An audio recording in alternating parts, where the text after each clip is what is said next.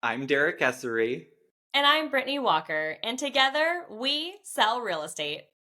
Today, we're going to be talking about what the real estate market did in Gilroy, California for January of 2024. When we look at these statistics, it's going to include single family homes, townhomes, and condos.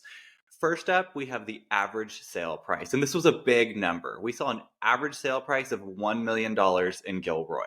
Now, if you take a look at the past few months, this is actually down about 11%, but still a huge number, especially when we look back at, the last few years.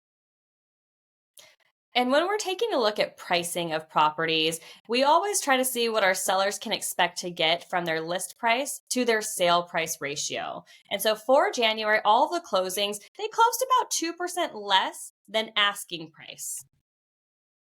Yeah, and we saw another interesting statistic for the number of homes that actually sold in January, and which was only a total of 23 homes for all of Gilroy. So a very, very small number, down about 20% from previous months.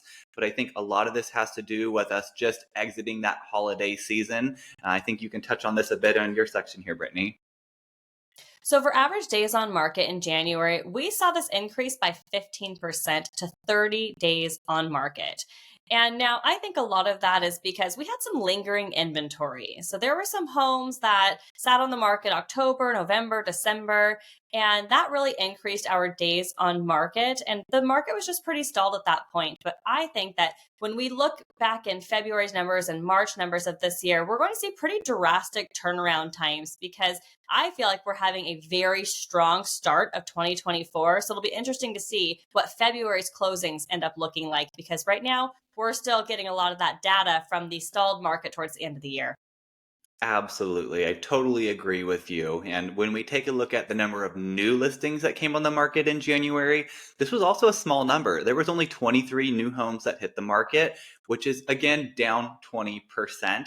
I think as we kind of pass through the holiday season and get a little closer to spring, we should see an uptick in the number of new listings coming on the market. So what that means for buyers is you're likely going to have some more options than you have the past few months.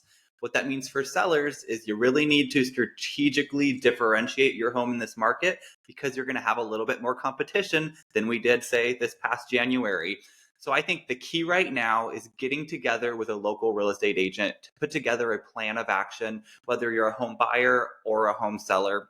We specialize in the Gilroy market and we offer what's called a buyer or a seller consultation, where you can sit down with us and figure out how we can make sure your dreams become a reality.